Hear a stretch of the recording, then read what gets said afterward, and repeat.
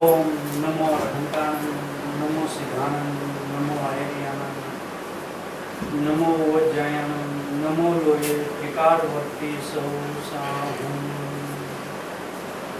मंगलम भगवान वीरो, मंगलम गौतमो गणि, मंगलम कुंद कुंदार्यो, जैन धर्मोस्तु मंगलम, सर्वमंगल मांगल्यम, सर्वकल्याणकारकम,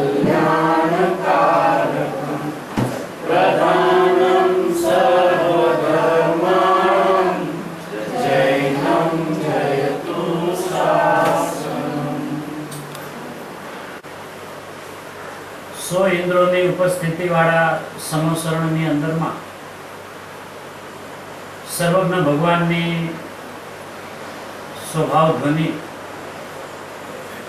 के जे स्वभाव ध्वनिनी अंदरमा पोतानो स्वभाव केवो छे, पोते स्वभावथी केवो छे, एवुं जे दिव्य ध्वनिनी अंदरमा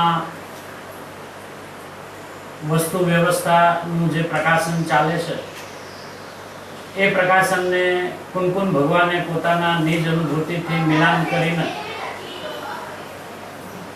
भरत क्षेत्रनी अंदरमां पधरामणी करीने पंच परमागमोनी जे रचना करी,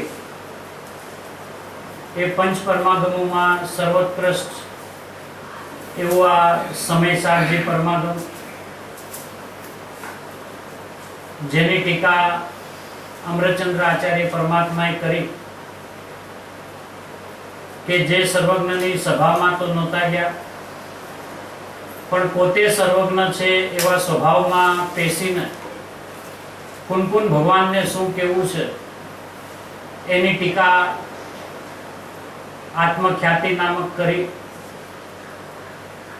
पूज्य गुरुदेव श्री सर्वज्ञ परमात्मानी सभामां घणो लांबो समय प्रत्यक्ष दिव्य ध्वनि सांभळीने आव्या, त्यां परोक्षमां कुनकुन भगवानना भेटा थया। भरत क्षेत्रनी अंदरमां आवीने ई सर्वज्ञ अने कुनकुन भगवाननुं हृदय गुरुदेव श्रीए पोताना शुद्धात्मानो अनुभव करीने जे रीते स्पर्श करी रह्या छे, एवुं आ पूज्य गुरुदेव श्री द्वारा प्रतिपादित थयेलुं 19મી વખતના જાહેરનું સમયસારજી પરમાગમનું પહેલા શ્લોક ઉપરનું સ્પષ્ટીકરણ, સમયસાર સિદ્ધિ ભાગ પહેલો, પેજ નંબર 9।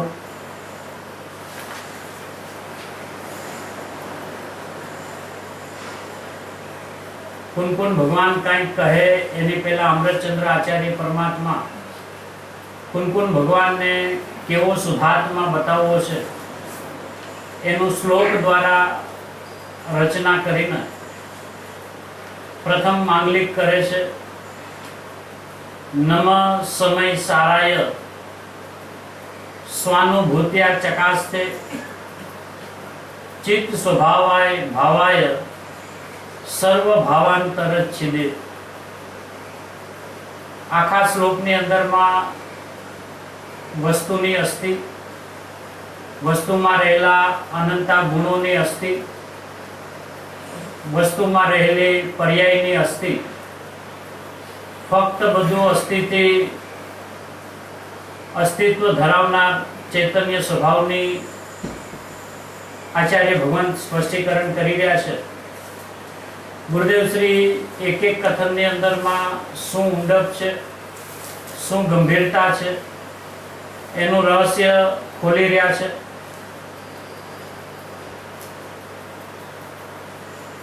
द्रव्य गुण पर्याय ई जैन दर्शन एटले के विश्व दर्शननुं मूळ स्वरूप छे एवुं सर्वप्रथम समजावीने वस्तु एनी मर्यादाने त्रणेय काळ ओळंगती नथी।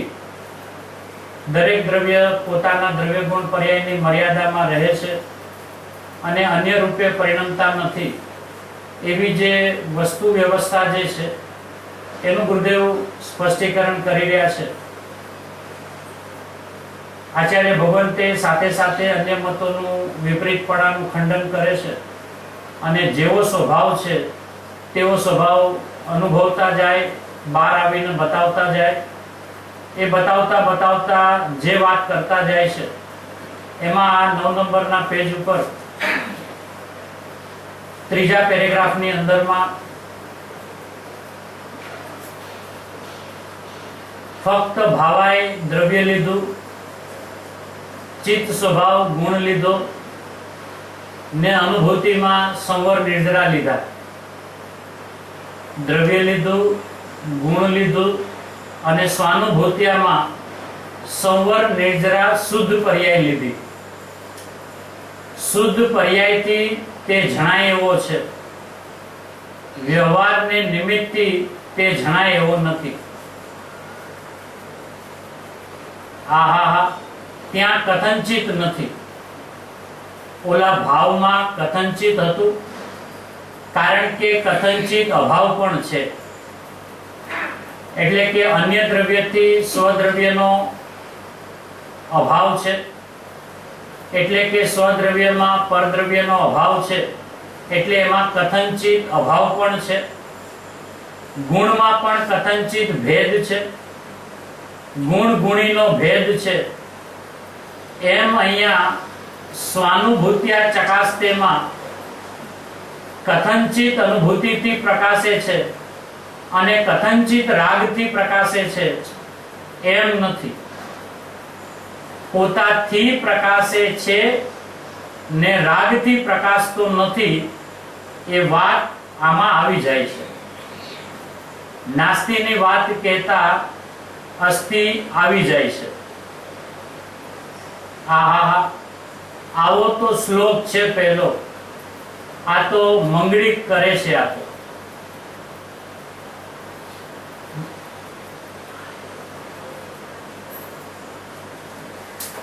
અહીંયા ગુરુદેવ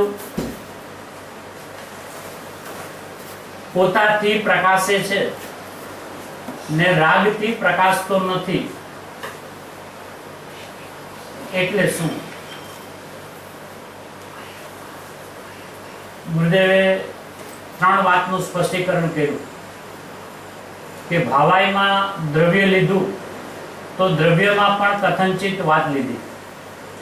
કેમ કે દ્રવ્ય પોતાના ભાવે છે અને અન્યના ભાવે નથી, એટલે કથનચિત અભાવ પણ છે. પરદ્રવ્યથી અભાવ સ્વભાવે છે અને સ્વદ્રવ્ય પોતાના સ્વભાવ ભાવે છે, તો એમાં કથનચિત શબ્દ પ્રયોગ કર્યો. ઈ જ ન્યાયે ગુણમાં પણ કથનચિત ભેદ છે. એટલે કે જ્ઞાન ગુણ છે તે દર્શન ગુણ નથી. એમ ગુણમાં પણ આપસમાં ગુણમાં પણ ભેદ છે અને ગુણ જે છે એ ગુણી નથી એવો પણ એમાં ભેદ છે. તો ગુણમાં પણ કથનચિત લીધું, દ્રવ્યમાં લીધું કથનચિત, ગુણમાં કથનચિત લીધું, પણ પરિણમનની અંદરમાં કથનચિત ન લીધું. એમાં સર્વથા એટલે શું? એમ અહીંયા સ્વાનુભૂત્યા ચકાસ્તેમાં કથનચિત અનુભૂતિથી પ્રકાશે છે અને કથનચિત રાગથી પ્રકાશે છે એમ નથી. એક વાત. બીજી વાત તરત લીધી કે પોતાથી પ્રકાશે છે ને રાગથી પ્રકાશતો નથી એ વાત આમાં આવી જાય છે. તો હવે આ બે વાત વિચારવા યોગ્ય છે કે સ્વાનુભૂતિમાં કોની સ્વાનુભૂતિ લેવી અને પોતાથી પ્રકાશે છે એમાં કોને લેવું? હા, બે વાત છે કે સ્વાનુભૂત્યા ચકાસ્તેમાં કથનચિત અનુભૂતિથી પ્રકાશે છે અને કથનચિત રાગથી પ્રકાશે છે એમ નથી. તો એ અનુભૂતિ શું ચીજ છે? એક વાત. તરત નીચે ગુરુદેવ કહે છે કે પોતાથી પ્રકાશે છે ને રાગથી પ્રકાશતો નથી. તો એ પોતામાં કોણ અને રાગ કોણ?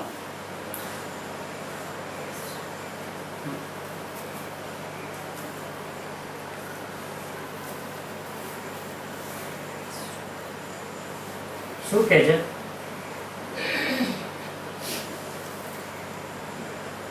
સ્વાનુભૂત્યા ચકાસ્તે છે. તો એની પહેલા ગુરુદેવે 8 નંબરના પેજ ઉપર છેલ્લી લાઈનમાં વાત અત્યંત સ્પષ્ટ કરી. સ્વાનુભૂત્યા ચકાસ્તે એ પર્યાય છે. પોતાની સ્વ અનુભૂતિ, પોતાની જ અનુભવન રૂપ ક્રિયા, એમ વાત લીધી. બરાબર છે? તો હવે અહીંયા અનુભૂતિથી પ્રકાશે છે. સ્વાનુભૂત્યા ચકાસ્તેમાં અનુભૂતિથી પ્રકાશે છે. સ્વાનુભૂત્યામાં એક વાત લીધી અને નીચે બીજી વાતમાં કહે છે પોતાથી પ્રકાશે છે અને રાગથી પ્રકાશતો નથી. તો આ રાગથી પ્રકાશતો નથી એટલે શું અને પોતાથી પ્રકાશે છે એટલે શું? પોતાથી પ્રકાશે છે એટલે જ્ઞાન પરિણામની જ્યારે ચર્ચા આવે તો એ જ્ઞાન પરિણામ પોતાને પોતાથી પ્રકાશે છે. એ જ્ઞાન પરિણામની સ્વાનુભૂતિ છે.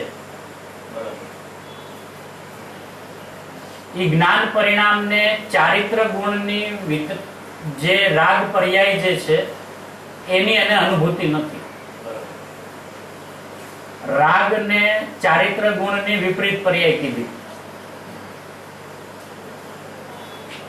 એટલે રાગથી પ્રકાશતો નથી.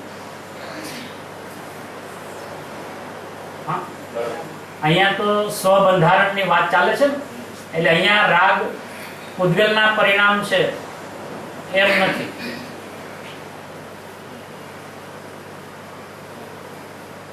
અહીંયા કેમ કે પોતાના બીજા ગુણનું પરિણમન છે એ પોતામાં. એ અભેદ વસ્તુથી જોવો તો જ્ઞાન દર્શન ચારિત્રને ધરનારો આખો આત્મા છે. એમાં જ્ઞાનનો સ્વભાવ સ્વને જાણવું છે. એ સ્વને જાણે તો એને સ્વની અનુભૂતિ થાય. એ જ્ઞાન રાગને જાણે તો એ પરને જાણે છે. એટલે ભેદમાં આવી ગયા. જ્ઞાન ચારિત્ર ગુણની વિકારી પર્યાયને જાણવા રોકાય તો ભેદમાં રોકાઈ ગયું. નહીં, પરમાં રોકાણ. અચ્છા, એટલે ભેદ બી પોતાનો નથી માટે તે પર. કેમ કે જ્ઞાનની પર્યાયમાં જ્ઞાનને જ્ઞાનનો વિકલ્પ ચાલે છે એ ભેદ છે. અચ્છા, એ ભેદ એ એનો ભેદ છે. રાગ જે છે એ તો ચારિત્ર ગુણની વિપરીત પર્યાય છે. એની વિપરીતતા છે. એટલે એ જ્ઞાન ગુણ જે છે પોતા માટે સ્વ છે, તો સાથે રહેલા બીજા ગુણો જે છે એ પર છે. પર ના નથી, પર છે એટલે બીજા છે, બીજા ના નથી. એટલે એની મર્યાદા છે. નહીં આવશે ચારિત્ર ગુણની વિપરીત પર્યાય એમ બોલ્યા, ગુણ નથી બોલ્યા.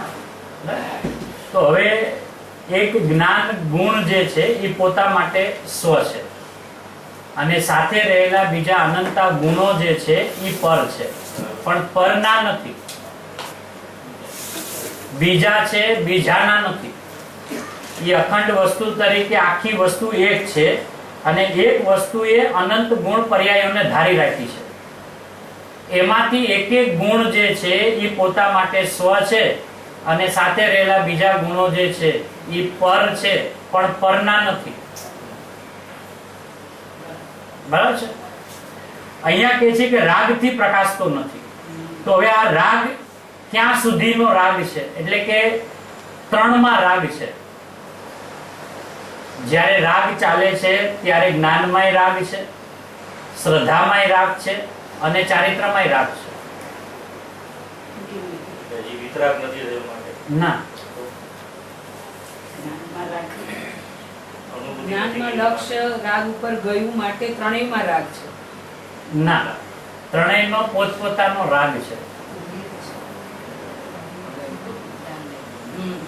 રાગનું ભાવવાસન શું કરવાનું? હમણાં લઈએ આપણે કે જેમ અજ્ઞાન દશા ચાલે તો જ્ઞાન અજ્ઞાન રૂપે હોય, શ્રદ્ધા મિથ્યાત્વ રૂપે હોય અને ચારિત્ર અચારિત્ર રૂપે હોય, બરાબર છે? તો ત્રણેયમાં વિપરીતતા છે એને રાખીએ. નહીં, આપણે સમજીએ. એટલે ત્રણેયમાં વિપરીતતા છે ને. બરાબર. હવે જો ત્રણેયમાં વિપરીતતા છે તો ત્રણેયની પોતપોતાની છે ને, હા. બરાબર. હા, પોતાની. એટલે એકબીજાને લઈને અને એકબીજાની નથી ને. ના, ના, એ તો પછી રાગ કહેતા જ ખાલી ચારિત્ર ગુણની વિપરીત પર્યાય એટલું જ શું કામ સમજાય છે? બરાબર. ત્રણેય કેમ નથી સમજતું? એમ મારું કહેવું. એમ. જ્યારે અજ્ઞાન કે છે, મિથ્યાત્વ કે છે, તો ખાલી શ્રદ્ધાની વિપરીતતા એટલું જ મિથ્યાત્વ એમ નથી સમજતો ને. ત્રણેયમાં થતું. હે ને? મિથ્યાત્વ એટલે ત્રણેયમાં વિપરીતતા ચાલે છે, બરાબર છે? તો જ્યારે ઈ ત્રણેયની વિપરીતતા ચાલે છે તો ઈ જેમ ત્રણની વિપરીતતા એકની નથી માનતો, તો એમ જ્યારે રાગની વાત આવે તો એ એકને જ શું કામ માને છે?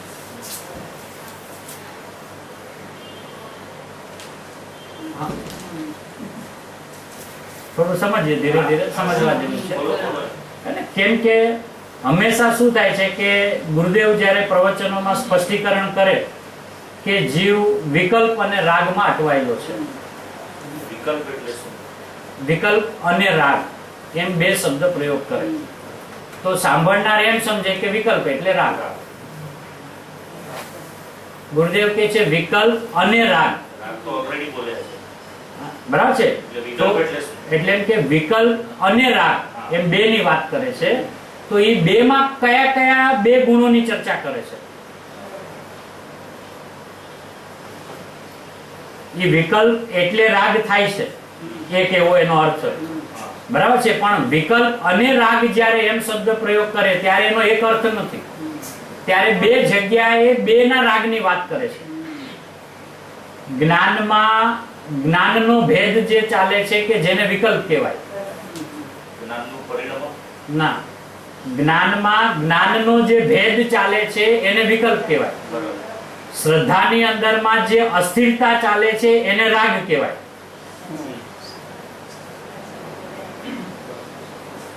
એટલે એની શ્રદ્ધાની અસ્થિરતા ચાલતી હોય અને રાગ એનું જ્ઞાન સમ્યકપણે ચાલતું હોય, એમ ન હોય ને. જ્ઞાન દર્શન ચારિત્ર ત્રણેયની એકતા, એ ત્રણની એકતાનું નામ નિર્વિકલ્પ દશા છે અને ત્રણેયની અનેકતાનું નામ મિથ્યાત્વ છે, અજ્ઞાન છે. તો એનો અર્થ શું થયો કે એ રાગ જે છે એ ત્રણ જગ્યાએ ચાલે છે. પણ ન સમજીને એ રાગ એટલે શું તો કે પરનું લક્ષ કર્યું, પરને પોતાનું માન્યું અને એ રૂપે પરિણમી ગયા, એનું નામ રાગ. એટલે બરાબર.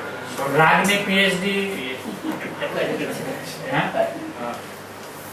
તો શું ભૂલ થાય છે કે રાગ ત્રણ જગ્યાએ છે, ત્રણેયનો પોતપોતાનો છે. એ પોતપોતાના ઉપાદાનથી કરેલો પોતપોતા એ અપરાધ છે એવું ન સમજીને એકનું કાર્ય બીજાનું ગણીને અંદરમાં જ્ઞાન દર્શન ચારિત્ર વચ્ચેની જે ભેળસેળ જે કરે છે એ જ્ઞાન અજ્ઞાન રૂપે પરિણમી જાય છે.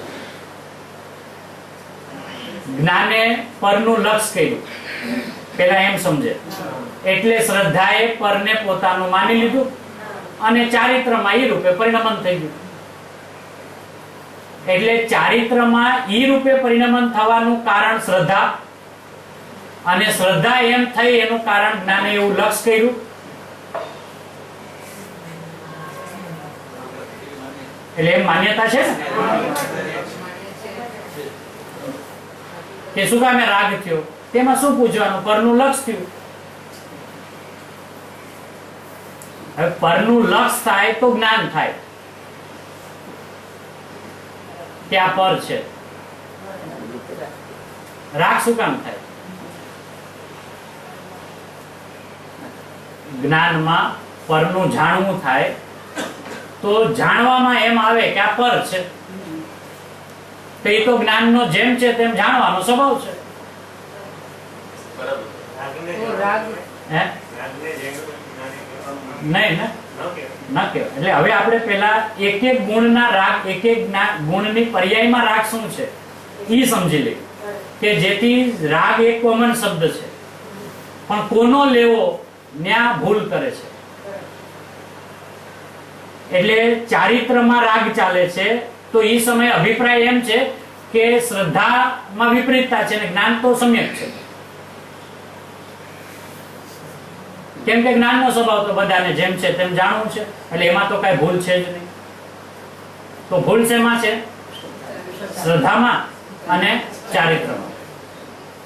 હવે બે ગુણો ઊંધા ચાલે અને એક અસાધારણ ગુણ સીધો ચાલે, તો એને મિથ્યાત્વ એવું નામ ન મળે. જીવ વિજય દ્રષ્ટિ હોય જ નહીં. નહીં, એટલે આવું મિથ્યાત્વનું સ્વરૂપ ન હોય એમ કે બે ગુણો ઊંધા હાલે અને એક ગુણ સીધો હાલે. બરાબર. હાલે તો ત્રણેય ઊંધા હોય અને સવડા થાય તો ત્રણેય સવડા થાય. ત્રણ માંથી એક સવડો રહે ને બે ઊંધા થઈ જાય. બરાબર. ક્યાં? તો આજે રાગથી પ્રકાશતો નથી એમ વાત આવી ને, તો કોના રાગથી પ્રકાશતો નથી? હે? એટલે પોતેમાં કોણ લેવું, પોતાનો કોને કેવો અને રાગ કોને કેવો? હા, એટલે એ સમજવું છે કે જ્ઞાન જ્યારે હું જ્ઞાયક છું એવા વિકલ્પમાં ઉભો છે, એને જ્ઞાનનો રાગ કહેવાય. એને પણ રાખજો. કેમ? વિકલ્પ છે ને, પણ કોનો છે એમ કે છે. એટલે ખ્યાલ આવે છે? જ્ઞાનમાં વિકલ્પ ચાલે કે હું જ્ઞાયક છું, તો આચાર્ય એમ કે છે ને તેથી શું, એ તો વિકલ્પ છે. તો એ વિકલ્પ કોનો છે? જ્ઞાનમાં જ્ઞાનને જ્ઞાયક વિશે એટલે પોતા વિશે, કે હું જ્ઞાન છું અને મારે જ્ઞાયકના દર્શન કરવા છે. એટલે એ જ્ઞાનની પર્યાય પોતાને જ્ઞાન અને આગળ વધીને જ્ઞાયક એવું જે એને જાણવામાં નથી આવતું અને હું જ્ઞાયક છું એવા જે વિકલ્પો ચાલ્યા કરે છે એને જ્ઞાનનો રાગ કહેવાય.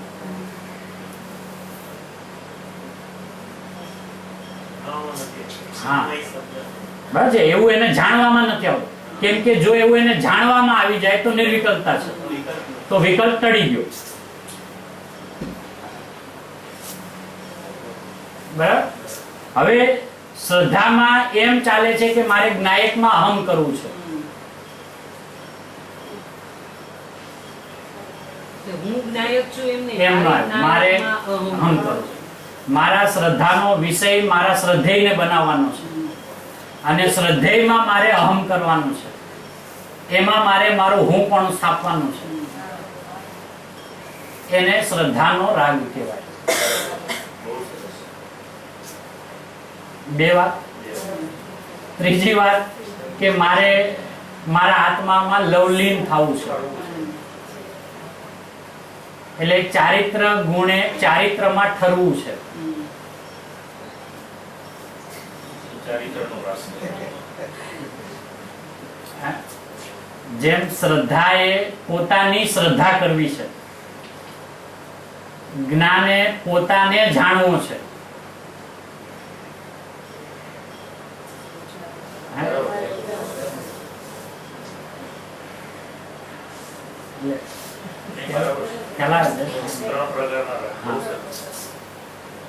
કેમ કે જો ઈ એકલો ચારિત્રનો જ રાગ હોત તો શ્રદ્ધા અને જ્ઞાન શુદ્ધ હોત.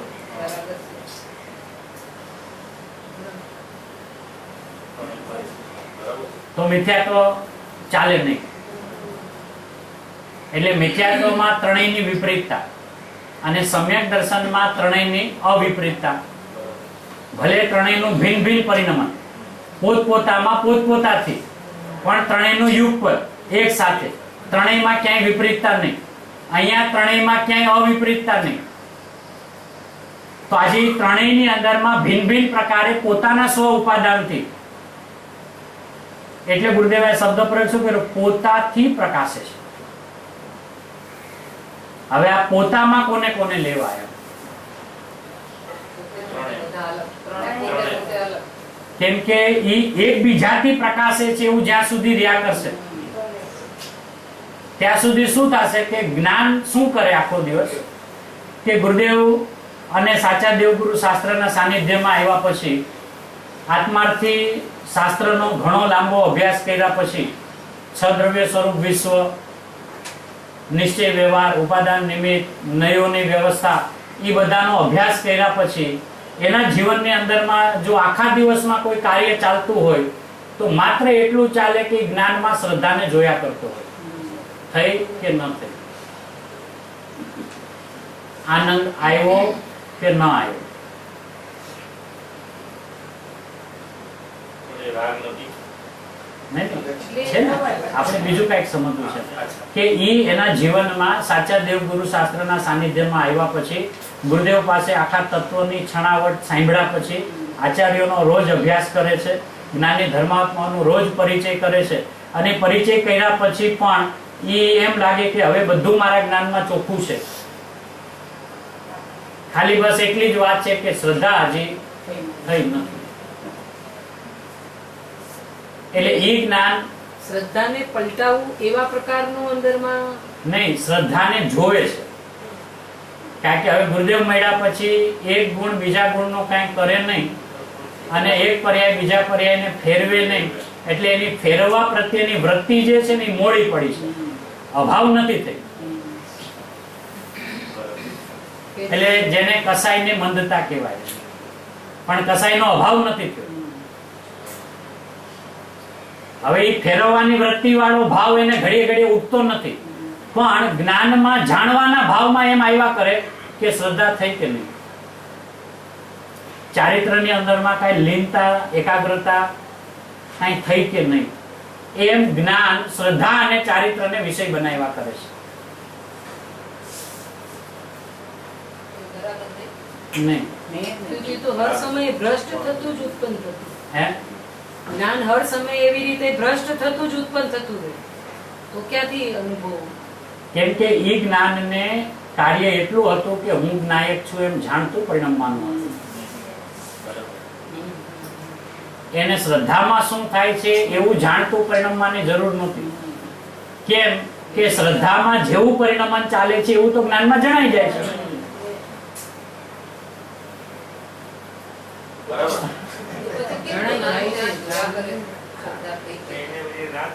હે, એનું નામ રાગ. હું નથી કહેતો. આપણે વિચાર કરીએ કે આ રાગની ક્ષેત્ર ક્યાં ક્યાં સુધી છે એમ. કારણ કે આજે હું રાગી છું એવું તો પોતાએ સ્વીકાર કરીને ગુરુદેવ પાસે આવ્યા છે, બરાબર છે. હવે એને રાગ કોને કહેવાય એ જ ખબર નથી. અનંત કાળથી પોતાને રાગી માનતો આવ્યો, પણ રાગની શું વ્યવસ્થા છે, રાગનું સ્વરૂપ કેવું છે, અને રાગ દરેક ગુણમાં કેવી કેવી રીતે હોય છે એવા રાગ વિશેનું તો અજ્ઞાન ચાલે છે. તે રાગને ટાળે તો ટાળે કેવી રીતે? કારણ કે જેને ટાળવો છે એના સ્વરૂપથી જ અંજાન છે. બસ હું રાગી છું એટલી મને ખબર છે. અને રાગ કેમ થાય છે તો કે પરના લક્ષે. તો પરનું લક્ષ કોણ કરે? ચારિત્ર કરે. કોણ કરે? અને જો એ જ્ઞાન પરનું લક્ષ કરે તો ચારિત્રમાં રાગ મુકામે થાય. એવી પ્રશ્ન વિચારવા જેવી. સાચી વાત.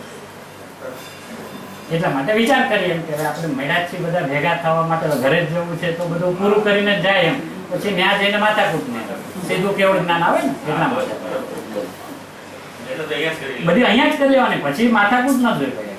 ગુરુદેવ મળ્યા છે, આપણને જ્ઞાન જિમ્નાશિયમમાં આપણો પ્રવેશ થઈ ગયો છે, વિતરાગી વિદ્યાલયમાં એડમિશન મળ્યું, અને અહીંયા એક જ કોટીનો સબ્જેક્ટ છે.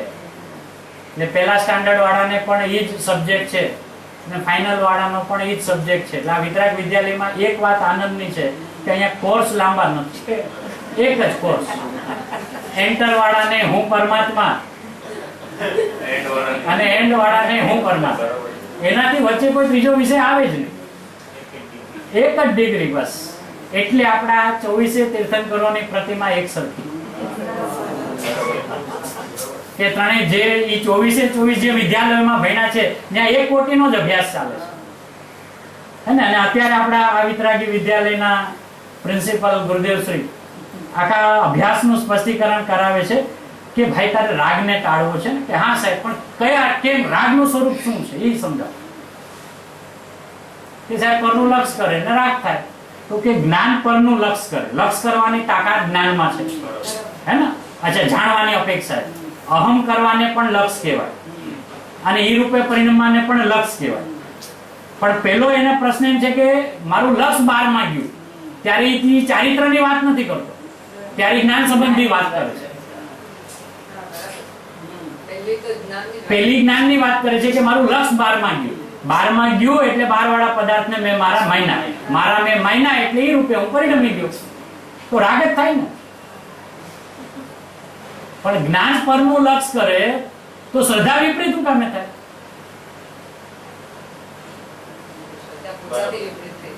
અને શ્રદ્ધા ઊંધી હાલે તો ચારિત્ર ઊંધું હું કામ ચાલે? તો જ્ઞાન પરનું લક્ષ કરે અને ચારિત્રમાં રાગ થાય તો એક ગુણનું કાર્ય બીજા ગુણમાં થાય. તો આ ગુરુદેવ જે 45 વર્ષ સુધી સિદ્ધાંતોની જે ધોધમાર વર્ષા કરી કે એક દ્રવ્ય બીજા દ્રવ્ય રૂપે ન પરિણમે, એક ગુણ બીજા ગુણ રૂપે ન પરિણમે અને એક પર્યાય બીજી પર્યાય રૂપે ન પરિણમે, તો એ સિદ્ધાંતોનું શું થાય? એટલે ગુરુદેવ અહીંયા શું કહે છે? પોતાથી પ્રકાશે છે. હવે એ જવાબદારી આપણી છે કે આ પોતાથીમાં કોને લેવો? કારણ કે અહીંયા ઉપર એમ લીધું છે સંવર નિર્જરા, બીજી પર્યાયોને લીધી નથી. બરાબર છે? એને સર્વભાવાંતર સિદ્ધેમાં લેશે એટલે પર્યાય પણ જીવની 3 જ લીધી, સવર નિર્જરા અને મોક્ષ. એટલે આશ્રવ અને બંધને જીવની પર્યાય જ ન લીધી. ગુરુદેવ અહીંયા ચોખ્ખું કરીને શું અનુભૂતિમાં સવર નિર્જરા લીધા કે સાહેબ અનુભૂતિમાં ખાલી અનુભૂતિ લ્યો ને, સવર નિર્જરા એવું શું કામ કહો છો? કારણ કે તમે જયારે સવર નિર્જરા કહેશો તો અમને પ્રશ્ન થશે કે આશ્રવ ને બંધ નું શું? એ તો જીવની પર્યાય કયો છો. સાત તત્વ લે અહીંયા તો ઓળખાણ જ શુદ્ધ પર્યાય. હા, એટલે આવું જેને નથી એને આશ્રવ છે અને જેને એવો આશ્રવ છે એને બંધ છે.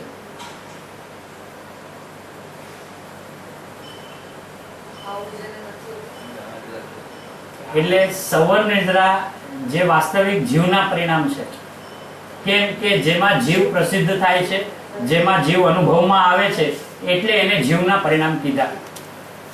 એટલે આ 3 પર્યાયને જીવના પરિણામ કીધા. હવે આવી પર્યાય જેને નથી એને આશ્રવ કીધું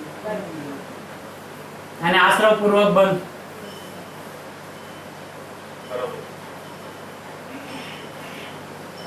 એટલે ભારે નથી લાગતું.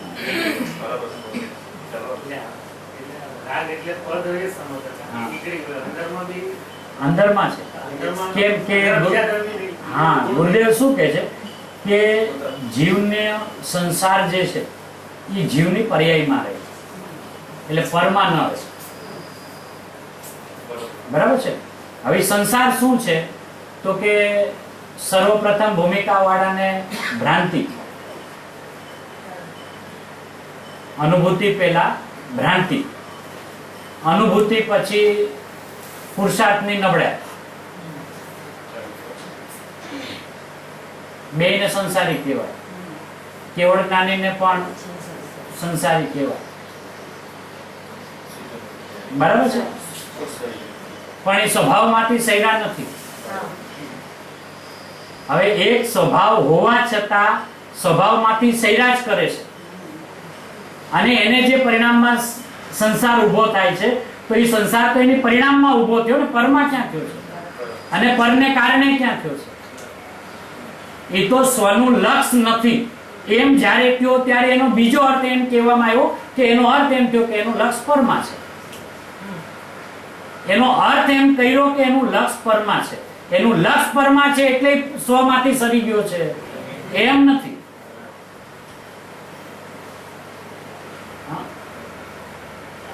આપણને શું છે કે એવું લાગે કે સ્વભાવમાંથી સર્યા છે પરમાં વયા ગયા છે એટલે સંસાર છે, પણ સ્વભાવમાંથી સરી જવું એટલું જ સંસાર છે. પરમાં જવું એનું નામ સંસાર છે જ ને, કેમ કે પરની તો મર્યાદા છે.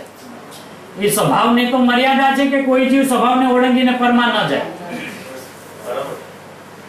તો પછી બરાબર છે. તો હવે એનું લક્ષ 12 માં જાય છે કે 12 વાળા એના લક્ષમાં આવે છે, આ વ્યવસ્થા શું છે એ સમજવી પડશે. અને જો એ 12 વાળા એના લક્ષમાં આવતા હોય તો એ તો આપણા જ્ઞાનની સ્વતતા છે.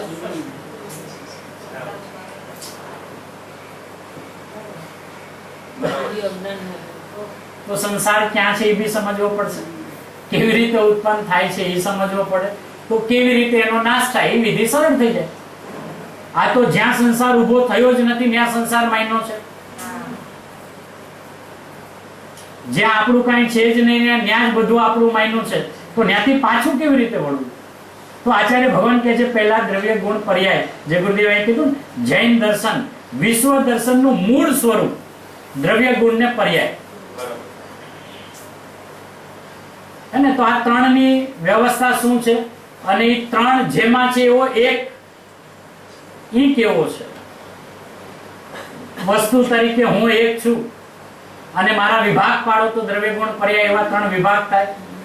એ 3 વિભાગમાં ગુણોને મારી સાથે અભેદ કરો તો દ્રવ્ય અને પર્યાય એવા 2 વિભાગ થાય.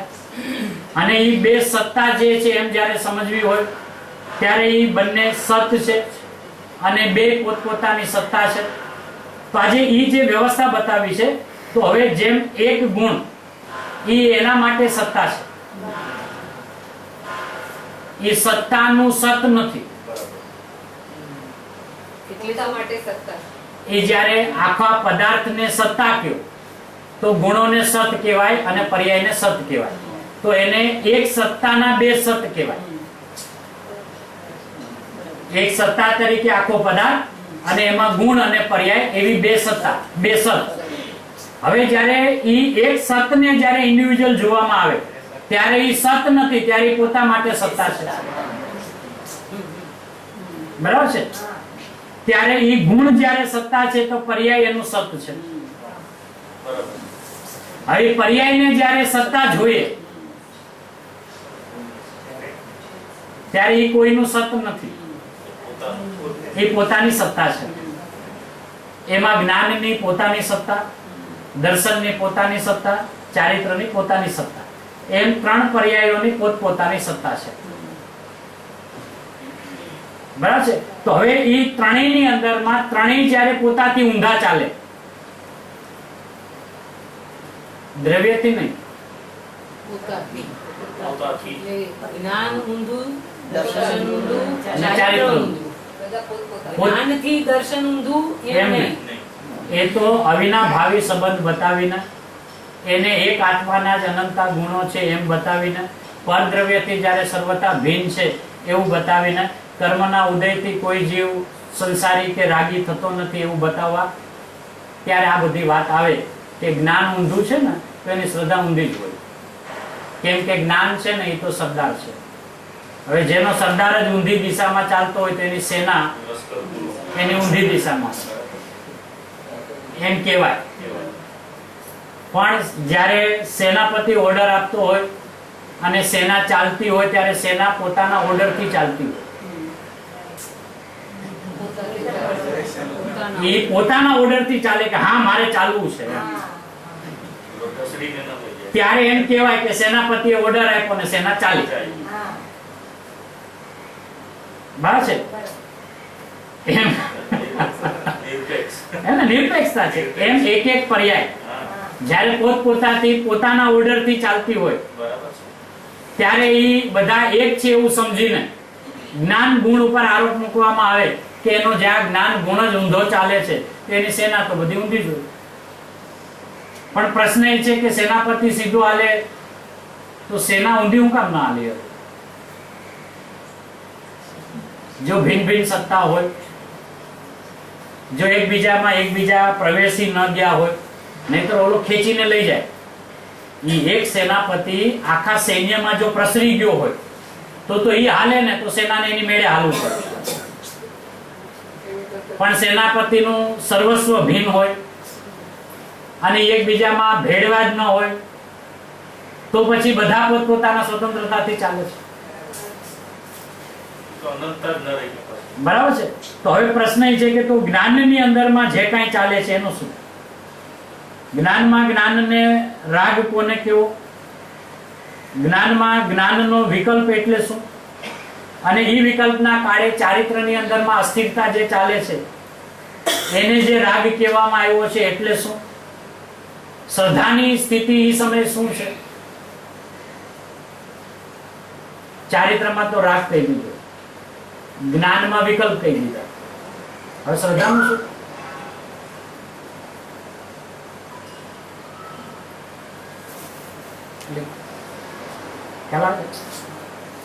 જ્ઞાનમાં વિકલ્પ ચાલે, જ્ઞાનમાં વિકલ્પ, શ્રદ્ધામાં રાગ ચાલે, ચારિત્ર. તો શ્રદ્ધામાં શું? શ્રદ્ધામાં બરાબર છે. તો એ શું કહેવાય એમ?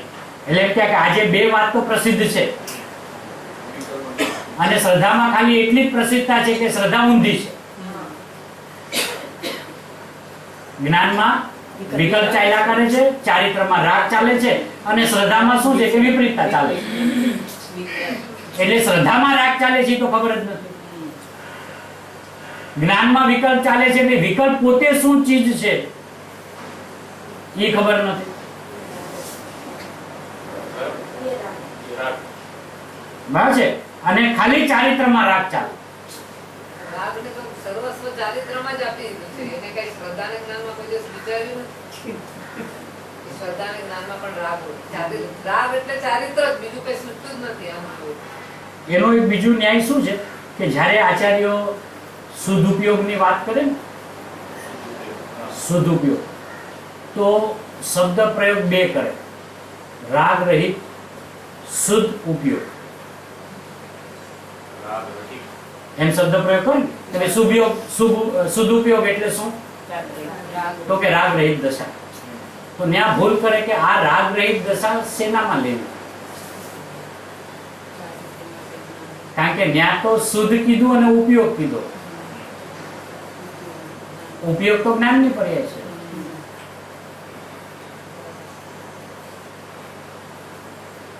શુદ્ધતાથી જ્ઞાન કરે. હે? ના, ત્રણ. શુદ્ધ શબ્દ પ્રયોગ કર્યો, આગળ શબ્દ પ્રયોગ કર્યો રાગ રહિત, પછી કીધું શુદ્ધ અને ઉપયોગ. બરાબર છે. તો ઉપયોગ જે છે એ જ્ઞાન ગુણની પર્યાય છે.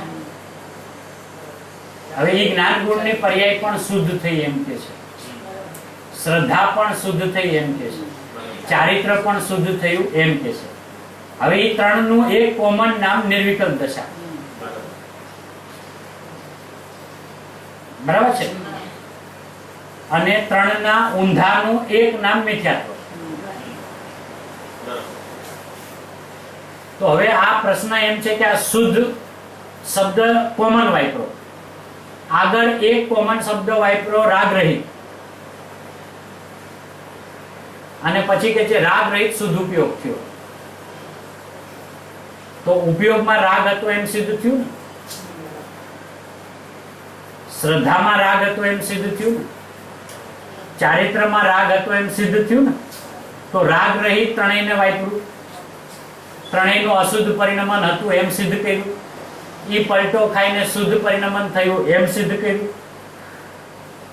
અને આ ત્રણમાં જે ફેરફાર થાય છે એવું એકમાત્ર ઉપયોગ જાણે છે, એટલે શુદ્ધ ઉપયોગ કીધો. અનુભૂતિને શુદ્ધ ઉપયોગ કીધો. તો આજે ઈ જે શુદ્ધ ઉપયોગ જ્યારે વાત કરે છે ને રાગ રહિત દશાની વાત કરે છે, તો પેલા ખ્યાલમાં તો આવું જોઈએ કે આ મને વિકલ્પ ચાલે છે એટલે રાગ ચાલે છે એમ તો હું કહું છું. પણ વિકલ્પ એટલે શું?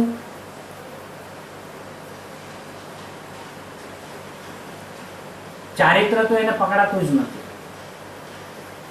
શ્રદ્ધા જ્ઞાનમાં જણાઈ જાય છે, નથી થઈ એમ. અને અત્યારે ઉપયોગમાં વિકલ્પ ચાલે છે એવું એને પકડાય છે. પકડાય છે શું? એને વિકલ્પ ચાલે છે ને એ પકડાય છે. શ્રદ્ધા નથી થઈ એ જણાઈ જાય છે. ચારિત્રમાં એકાગ્રતા નથી થઈ એ પણ જણાઈ જાય છે. તો એનો અર્થ શું થયો કે જ્ઞાનનો ભેદ પકડાય અને અનંત ગુણોનું જેવું પરિણામ ચાલતું હોય એવું જણાઈ જાય. એને જ્ઞાનનો વિકલ્પ એટલે કે જ્ઞાનનો રાગ.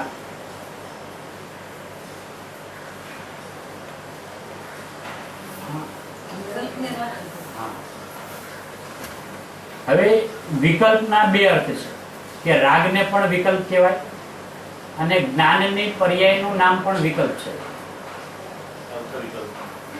બરાબર છે? તો જ્ઞાનની પર્યાયનું નામ વિકલ્પ છે, પણ જ્ઞાનની પર્યાય છે ને, એ પર્યાય છે ને, એ જ્ઞાન નથી ને.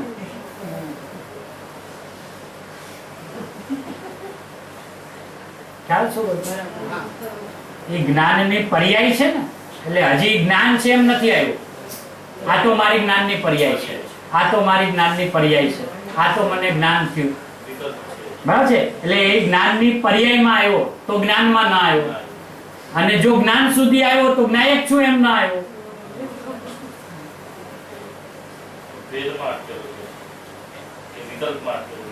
એને અટક્યો તો છે જ, પણ પ્રશ્ન એ છે કે એને રાગ કોને કહેવાય એ ખબર નથી. આ બધો રાગ છે એમ. કેમ કે આજે છે ને જીવ ભેદમાં આવે તો એ તો હવે આપણે શાસ્ત્રને માથે રાખીને બોલીએ છીએ. એને ભેદમાં આવ્યા એમ ક્યાં ભાન છે? કારણ કે ભેદમાં આવ્યા એની ખબર એને જ હોય કે જે અભેદમાં ઘૂસ્યો હોય. એ અભેદમાંથી બહાર આવે એને જ એમ કહેવાય કે આ ભેદમાં આવ્યો. હવે જેને અભેદનું તો લક્ષ્ય જ નથી, એ ભેદમાં ક્યાં છે? એ તો ભીનમાં છે.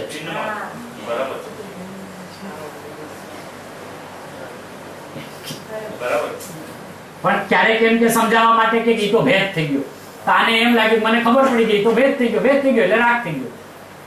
કે ભેદ થઈ ગયો ખબર પડી, અભેદ લક્ષમાં આવ્યો. આ ભેદ છે એ છે કોનો? અભેદનો. તો અભેદ લક્ષમાં આવ્યા વગર કોની હારે મિલાન કરીને કેવું કે એનો ભેદ છે?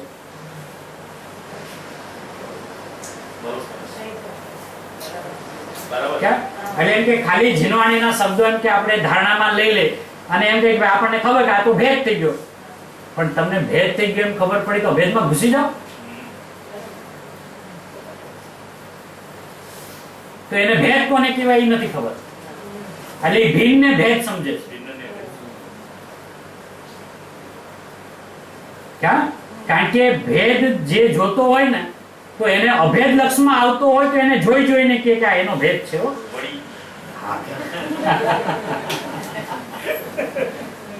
અંશીનો અંશ છે એમ અંશને જોઈને કે લક્ષી એના લક્ષમાં રહ્યા કરતો હોય ને એને જોઈ જોઈને કે આ એનો અંશ છે હો, આ એનો ભેદ છે હો, તો એ ભેદને ન જોતો હોય, એ અભેદને જોતો હોય. એ અભેદને જોયા કરે એનું નામ ભેદનું જ્ઞાન છે, સાચું. ને તો એ ભ્રમણા જ્ઞાન છે.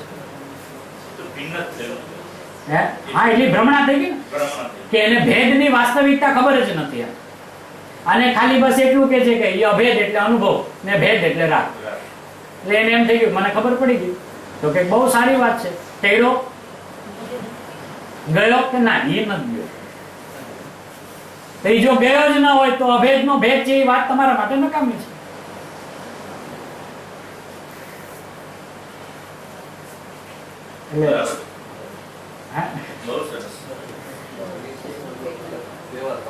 હા, તો આજે એ જે સ્વભાવના ભાન વગર સ્વભાવનો અંશ છે એવું એનું ભેદનું જ્ઞાન પણ એના માટે ભ્રમણા જ્ઞાન છે. એ જેને ભેદ જ્ઞાન સમજે છે એ ભ્રમણા જ્ઞાન છે. કેમ કે આત્માનું જ્ઞાન હોય તો જ્ઞાન તે આત્મા જ હોય.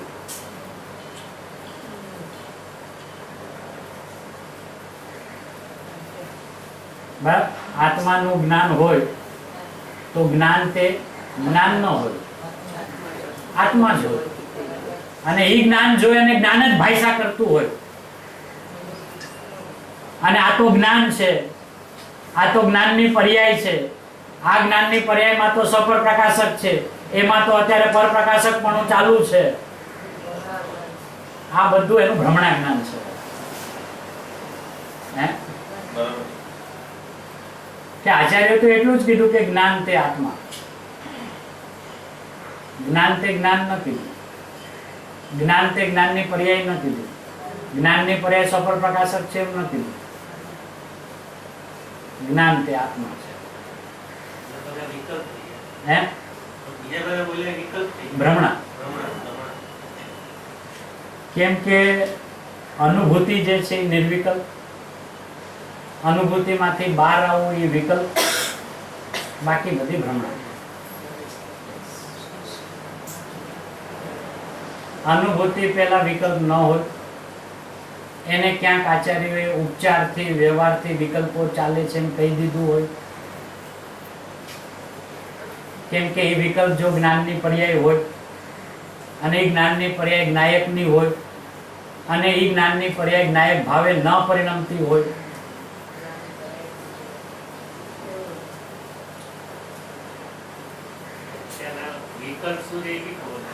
એવું છે. કેમ કે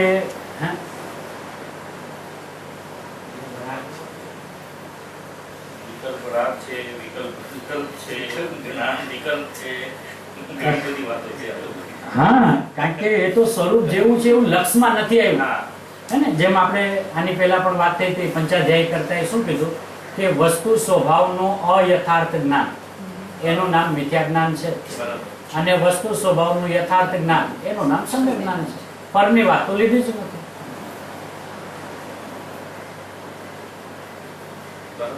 તો આજે એ પોતાના જ્ઞાનની પર્યાય સમજીને નિષેધે છે. શું કામ? આ તો પર્યાય છે. કેમ કે જ્ઞાનની પર્યાય જ્ઞાન ગુણની બનેલી, અને જ્ઞાન ગુણ જ્ઞાયક, તો પછી પર્યાય તે પર્યાય નહીં, પર્યાય તે આત્મા છે. એક ટકતો આત્મા છે, એક પરિણામતો આત્મા છે. તો એ પરિણામતો આત્મા પોતાની અનુભૂતિથી, પોતાથી પ્રકાશે છે, સ્વાનુભૂત્યા ચકાશે. એટલે પોતાથી પ્રકાશે છે ને રાગથી પ્રકાશતો નથી. એટલે જ્ઞાનની પર્યાયમાં જે વિકલ્પ ચાલે છે એનાથી જ્ઞાન પ્રકાશાતું નથી. બહુ સરસ. શ્રદ્ધામાં જે હું પણ કરવું છે એવું જે ચાલે છે એનાથી શ્રદ્ધામાં પોતાની શ્રદ્ધે થતો નથી. એનું નામ ઈ રાગથી પ્રકાશતો નથી. બહુ સરસ. એમ આવવું જોઈએ. હા, એની દ્રષ્ટિમાં આમ આવું છે. 2 વર્ષ બહુ સરસ છે. વળી તે ઉતારવા જેવા છે, ખરેખર ઉતરી જ ગયા છે. હે ને? કારણ કે આમાં જો ને ગુરુદેવ કેટલા બધા ખુલાસા કરે છે હા. કે સાહેબ પણ આમાં આવ તમે કાઢો છો, ગુરુદેવ તો આમ નહીં પણ આમાં એકદમ ચોખ્ખું છે. એને કે પોતાથી પ્રકાશે છે, તો સાહેબ પણ પોતાથીમાં તો તમે સવર, નિદ્રા અને મોક્ષ 3 લીધા. હા. 2 લીધા, સવાર લીધા. સવર, નિદ્રા અને હમણાં સર્વ ભાવાંતર છે જેમાં મોક્ષને લેશે. લેશે. એટલે એનો અર્થ શું થયો કે આચાર્ય ભગવંતોએ આ 3 પર્યાયને જ આત્માની પર્યાય ગણી. એનો સીધો અર્થ તો એમ થયો. અને તેમ છતાં આગમમાં સાથે તત્વને જીવની પર્યાય પણ કીધી. તો એનું મિલાન તો થવું જોઈએ ને. કારણ કે દરેક જ્ઞાનીઓના વચનો અવિરોધ હોય, દરેક આચાર્યોનો પ્રતિપાદન ની શૈલી કદાચ જુદી જુદી હોઈ શકે, પણ એના અભિપ્રાયો અવિરોધ હોય. ભાવભાષા નીકળે. એને એનો કહેવાનો આશય એક સરખો હોય. તો આજે એક આચાર્ય એમ કે 7 તત્વો છે અને બીજા આચાર્ય એમ કે નહીં એ 3 પર્યાય જ આત્મા છે. તો કે એ 3 જે છે ને એ તો વાસ્તવિક આત્મા જ છે. બરાબર. અને આવું 3 જેને નથી એને ઓલી 2 છે.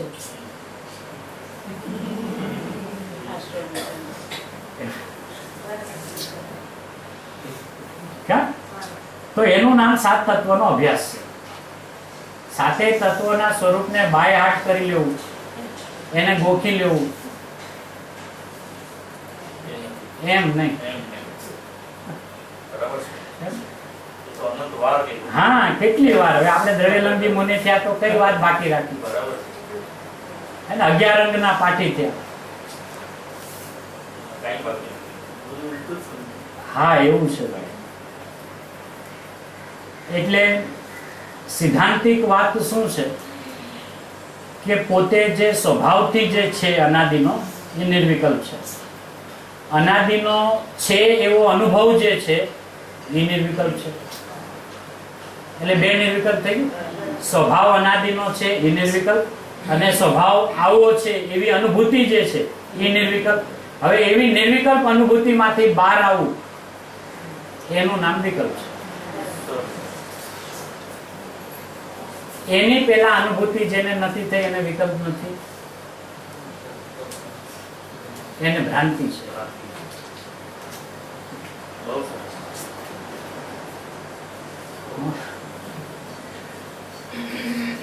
ઉપદેશમાં કદાચ એમ પણ આચાર્યો કહી દે કે વિકલ્પમાં એમ નક્કી તો કર કે હું નિર્વિકલ્પ છું.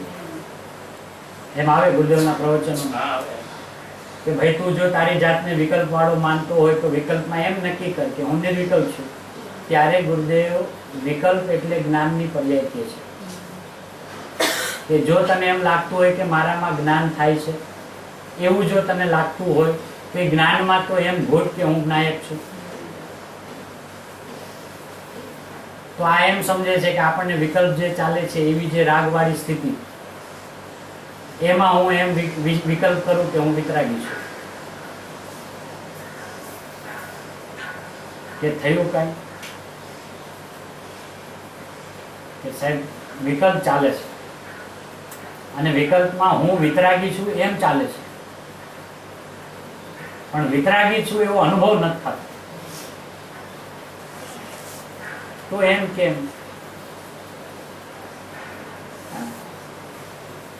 તો એ સમજવા જેવું છે કે ગુરુદેવ વિકલ્પ કોને કહે છે, આચાર્યો વિકલ્પ કોને કહે છે.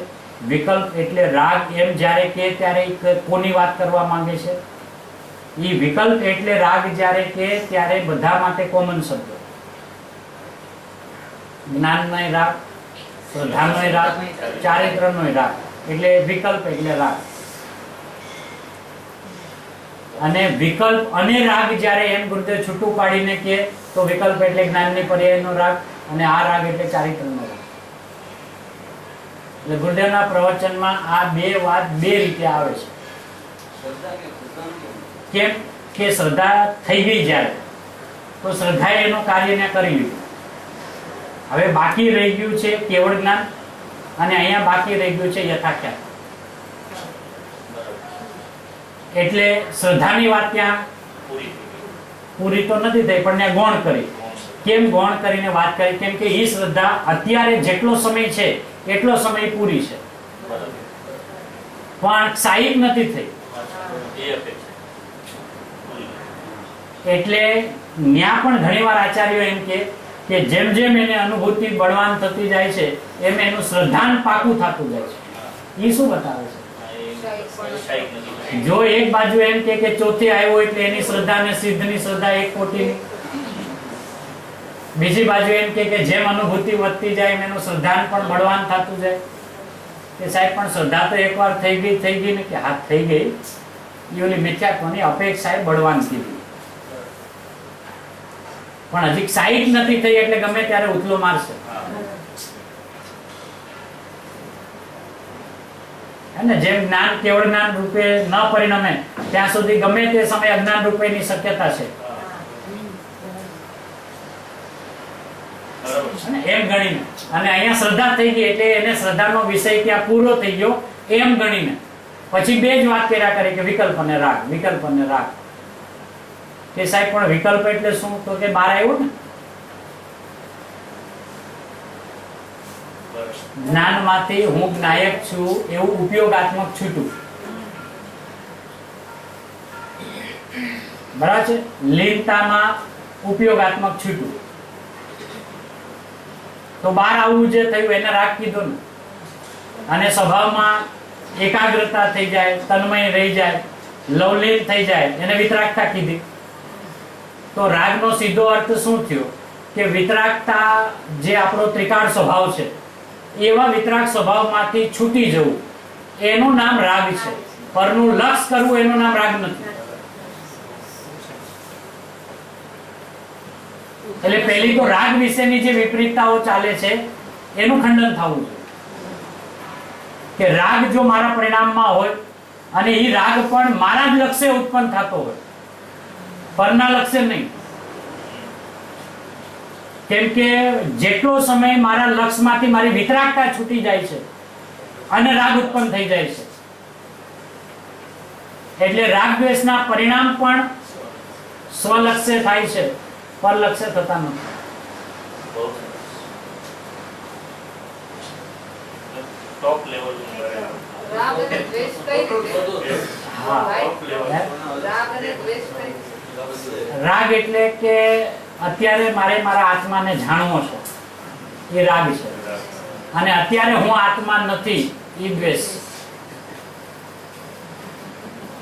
કેમ કે દ્વેષ વાળાને રાગ ચાલે.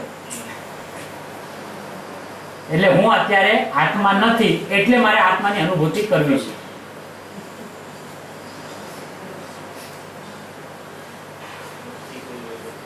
હે?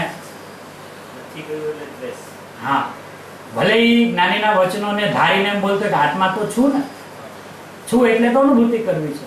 તો કે છું તો અનુભૂતિ શું કામ કરવી છે? રાગ ચાલે છે. જો છો જ તો અનુભૂતિની શું જરૂર છે? કારણ કે તારું છું પણ જ અનુભૂતિ છે, અનુભૂતિથી છું નથી. બરાબર. હું જે છું એનું નામ જ એની અનુભૂતિ છે. તો આ અનુભૂતિ દ્વારા છું નું નક્કી કરવા જાય છે. એનો અર્થ જ છે કે હું આત્મા નથી અત્યારે, એવો એને દ્વેષ ચાલે છે. એ રાગ. એવા દ્વેષી જીવને મારે આત્માનો અનુભવ કરવો છે એવો રાગ ચાલે છે. આ રાગ. એને જીવના લક્ષ્ય રાગ દ્વેષ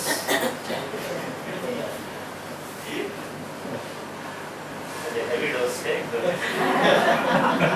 પછી રાગ દ્વેષની તો આપણે સમજવા જેવું છે. બધા જ આપણે અલગ બનાવી રાખી છે.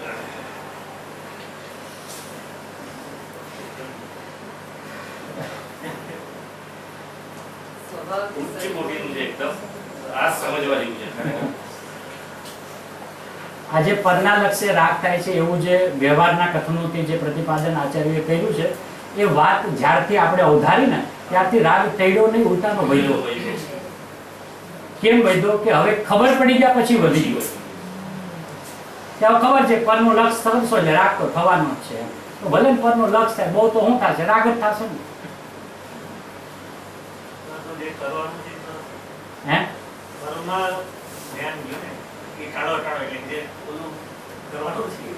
હવે આજે જયારે આચાર્યોએ પરમાં શબ્દ પ્રયોગ કર્યો તો આપણે એ પણ ન સમજી શકાય. પર એટલે કયો પર? પર કોને કેવું? પોતામાં બીજાને પર કહેવાય? એ કાઢવું પડશે બધું. હા, એની દ્રષ્ટિમાં આમ આવવું આમ જોઈએ. આવવું જોઈએ. તો એ તો જે પોતાથી સર્વથા ભિન્ન છે એવા જે પરના છે, પરના છે ભિન્ન જ છે તો. એટલે કે પૂતગલના હા. જે પરિણામ જે છે એટલે એ પરના પરિણામ છે એને પર સમજે છે. અત્યંત.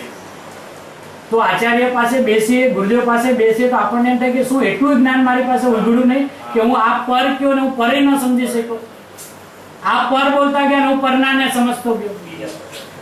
તમે આ પર પ્રમાણની બહાર વયો ગયો. હા, ઓલા પરમાં તો પ્રમાણની બહાર વયો ગયો. બરાબર છે. તો આજે ઈ પર જો ખરેખર મારા પ્રમાણની મર્યાદા વાળું ન હોય તો એને હું પર કોણ કહું? જો એ પરના જ છે, ઈ જળનો સ્વામી એકમાત્ર પૂતગલ જ છે, બરાબર. એવું ઈ જે પરના પરિણામ જે છે એ પરિણામ તો મારા છે જ ને. તો હવે પ્રશ્ન એ છે કે મારા માટે પર શું છે? પર પર સમજાવો ને. તો કે ઈ એક જ્ઞાન ગુણ જે છે એ પોતા માટે સ્વ છે, બીજા માટે પર છે. શ્રદ્ધા જે છે એ પોતા માટે સ્વ છે, તો જ્ઞાન માટે પર છે. હવે ઈ પર છે પણ પરના નથી. એટલે ઈ ફેમિલી મેમ્બર તરીકે અમે બધા એક છીએ. પણ જે ઈ છે એ હું નથી. એ સમુદાયથી વાત કરો તો અમે બધા એક છીએ, પણ બધાય જ્યાં બોલ્યા એટલે બધાય જુદા જુદા થઈ ગયા. બધા આગળ તે જ્યાં બધા શબ્દ પ્રયોગ આવ્યા એટલે ભિન્ન ભિન્ન સત્તા સિદ્ધ થઈ ગઈ. બરાબર છે. તો આજે ઈ જ્યારે એને જ્ઞાનીઓ પર કે છે અને ગુરુદેવ જ્યારે એમ કે એનું જ્ઞાન આખો દી પરને જાણવામાં રોકાણું છે, તો આ સાંભળતી વખતે એમ પકડે હા વાત સાચી છે, આપણે આખો દી જો આ બધાને પરને જાણવામાં રોકાણા છે કે એમ મેં ક્યાં કીધું. તો હવે એને ત્યારે અનંત ગુણ જે છે ઈ એકબીજા માટે પર જે છે એ વાત લક્ષમાં આવતી જ નથી. એમ આવ્યું નહીં. તો હવે એને શું લાગે, ઈ તો બધું હું જ છું ને, જ્ઞાન કયો તો હું ને દર્શન કયો તો હું, તો પછી એનો અર્થ એમ થયો કે જીવ કયો તો હું ને અજીવ કયો તો હું. ઈ દોષ છે ઈ કોટીનો. ઈ કોટીનો ઈ જ્યારે ચૈતન્યને સર્વ સામાન્ય તરીકે બતાવવું હોય અને પોતાના અનંત ગુણોમાં વ્યાપેલું છે એમ બતાવવું છે તો વિષય જુદો, ત્યારે ઈ પરથી ભિન્ન બતાવવું છે. પણ નિજ ઘરની અંદરમાં આવે અને નિજ ઘરમાં એક એક ગુણની જ્યારે સ્વતંત્ર ચર્ચા આવે અને એક ગુણ તે એટલે જ્ઞાન પણ હું ને દર્શન પણ હું, તો જીવ પણ હું અને અજીવ પણ હું, ધર્મ પણ હું ને અધર્મ પણ હું. એ વેદાંતિ છે. અનંત પડવું નહીં રહેવા. હા, ને દોષ છે પેલો. કેમ કે આજે આપણા માન્યતામાં કાંઈ પણ આવે તો અનંતતા છૂટવાની નથી, પણ અહીંયા અભિપ્રાયમાં મિથ્યાત્વ ઊભું થઈ જશે. અનંતતા તો અખંડિત રહેશે. એ એક ગુણને બીજા ગુણનો માની પણ લીધો તો માન્યતામાં વિપરીતતા થશે, ગુણ નહીં પરિણામ. તો એ માન્યતા વિપરીત થાય એના ઉપર પ્રહાર કેવી રીતે થાય? તો ગુરુદેવ કહે છે આ ક્ષત્રિયોનું કામ છે, આ માયકાંગલાઓનું કામ નથી. એમ જે વારંવાર ગુરુદેવ કહે એ ક્ષત્રિયપણું શું છે કે અનંત ગુણનો ધારક બતાવ્યા પછી જ્યારે અનંતની વાત કરે ત્યારે એક માટે બીજો પર છે એવું એને પરપણું સમજાય તો એ જ્ઞાન દર્શનને જોવે, એ ચારિત્રને જોયા કરે એવું જ્ઞાન ત્યાંથી વ્યાવૃત થઈ જશે. કારણ કે એને એમ ખબર પડી ગઈ કે હું મને જોવાની જગ્યાએ આ શ્રદ્ધા અને ચારિત્રને જોયા કરું છું. આનું નામ પરને જાણવામાં રોકાણું છે. કારણ કે આત્માર્થીની છેલ્લી અટક હોય ને તો એટલી જ હોય કે શ્રદ્ધા થઈ કે નહીં.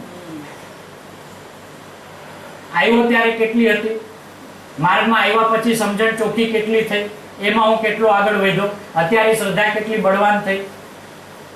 એમ આખો દિવસ જ્ઞાનમાં શ્રદ્ધાને આનંદને જોયા કરે છે.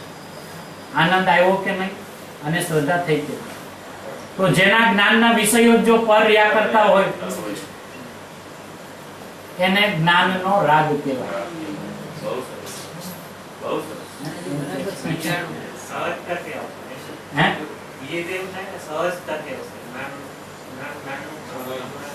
સહજતામાં ના, સહજતા એટલે એનો અનંતો પુરુષાર્થ છે. એમ સહજમાં શું કામ સહજ શબ્દ પ્રયોગ કર્યો છે કે કોઈ જીવ પુરુષાર્થથી જ આત્માની પ્રાપ્તિ થાય એમ એકલો પુરુષાર્થને જ પકડી રાખે એને એમ કહે છે કે ના એ યત્ન સાધ્ય નથી, એ સહજ સાધ્ય છે. અને કોઈ સહજ સાધ્ય છે એમ જ આખો દી કીધા કરે તો કે ના એ તો યત્ન સાધ્ય છે. કેમ કે પુરુષાર્થથી દ્રષ્ટિ વળે છે. જગત જણાય છે ને એનો પુરુષાર્થ નથી.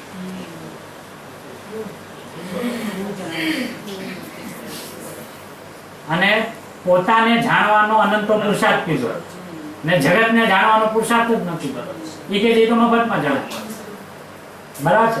તો ન્યા ઈ જે પુરુષાર્થ થાય છે ત્યારે એનો સ્વભાવ અનાદિનો આવો હતો એવું એને જે ભાન થયું ત્યારે એને ખબર પડી ઓહો હું તો સહજ છું, એટલે કે મારે મને જાણવું ન પડે, હું છું ને એટલે હું મને જણાયા જ કરું એમ એને અનુભૂતિમાં ભાન થાય. તો અનુભૂતિમાં અનંતો પુરુષાર્થ છે. બરાબર છે. તો આજે એ પુરુષાર્થથી શું કરે છે, વસ્તુ વ્યવસ્થાનો નિર્ણય કરે છે. વસ્તુ વ્યવસ્થાને જ્ઞાનીઓ પાસે બેસીને આપણે સમજીએ છીએ ને. આજે ગુરુદેવ પાસે શું કામ જાય જો સહજ સાધ્ય જ હોય તો? આચાર્યો પાસે જવાનું પ્રયોજન શું છે? આ જીનવાણીમાં આખો દિવસ માથું નાખીને બેસવાની જરૂર શું છે? સહજ સાધ્ય છે. ટીવી જોયા કરશું, ગમે ત્યારે સકાળ પાકશે એની મેળે સમય દર્શન થઈ જશે. હે ને? તો કે એમ નથી. ભલે એનો સ્વકાળ સહજ છે, પણ સ્વકાળ જ્યારે પાકે ત્યારે પુરુષાર્થ પણ સાથે હોય. 5 સમવાય છે તો 5 સમયમાં પુરુષાર્થ છે સાથે, હે ને? પણ 5 ને કથન શૈલીમાં કેવા જાય ત્યારે એક એક થી કહી શકાય, પણ જ્ઞાનમાં 5 સાથે હોય. એક સાથે હોય. કોઈ પણ કાર્ય પુરુષાર્થપૂર્વક જ થાય છે. હા. કેમ કે આજે ના પાડે છે ને, તો ના પાડવામાં એનો અનંતો પુરુષાર્થ છે. એ બી અનંત એ અનંતો છે હો, મફતમાં ના ન પાડે. માટે અનંત કાળ છે. કારણ કે છે એની ના પાડવી એ કઈ જેવું તેવું કામ નથી. છે એની ના પાડવી, હા, એ કારણ કે અનાદિકાળનું મિથ્યાત્વ ટેકવું કેવી રીતે? અનંત પુરુષાર્થે ટેકવું છે. એ કઈ સહજતાથી ટેકવું નથી. કારણ કે જેટલી વાર સમસરણમાં ગયા, જેટલી વાર જ્ઞાની પાસે ગયા, કેવડી શુદ્ધ કેવડીનો પરિચય જેટલી વાર કર્યો, ના ના એમ છે જ નહીં. અત્યારે ઓલા કે છે અત્યારે તું એવો છે, એવું જાણીને ના પાડી ને. કેનારે એમ ના કીધું કે અનુભવ કરીશ ત્યારે તું છે, તું તો અત્યારે સિદ્ધ છે એવું પેલા જ્ઞાનમાં ધાર્યું. પછી એમ અત્યારે તો સંસાર તો કેટલો અનંતો પુરુષાર્થ છે. અનંત કાળ માટે અનંત હોય. એટલે મિથ્યાત્વ જેમ અનંત પુરુષાર્થ થી ટેકવું છે, તો સમર્પણ અનંત પુરુષાર્થ થી જ થાય. ઓલાને ઊંધો પુરુષાર્થ કીધો અને સવળો પુરુષાર્થ કીધો.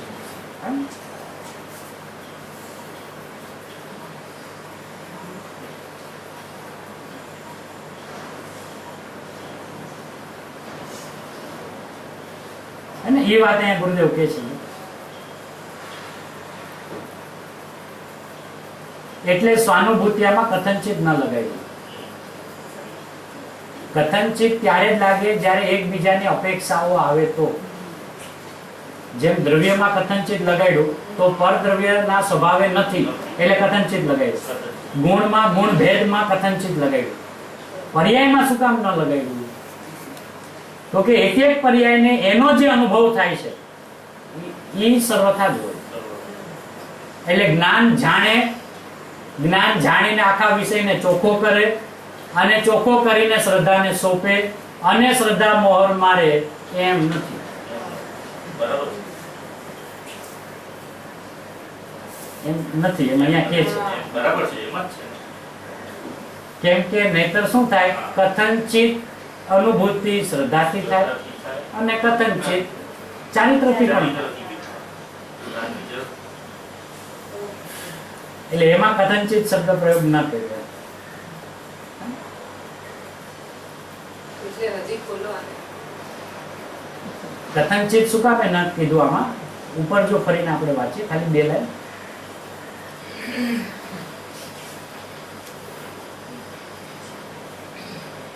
ત્રીજી લાઈન છે ને ત્યાં કથનચિત નથી, ત્યાં શુદ્ધ પર્યાયથી જણાય એવો છે. બીજી લાઈન સ્વાનુભૂત્યામાં સંવર નિર્જરા શુદ્ધ પર્યાય લીધી. શુદ્ધ પર્યાયથી તે જણાય એવો છે. એટલે હમણાં આ ન વાંચીએ, વ્યવહારને નિમિત્તથી તે જણાય એવો નથી, ન વાંચીએ, સીધું વાંચીએ. સંવર નિર્જરા શુદ્ધ પર્યાય લીધી, શુદ્ધ પર્યાયથી તે જણાય એવો છે, ત્યાં કથનચિત નથી.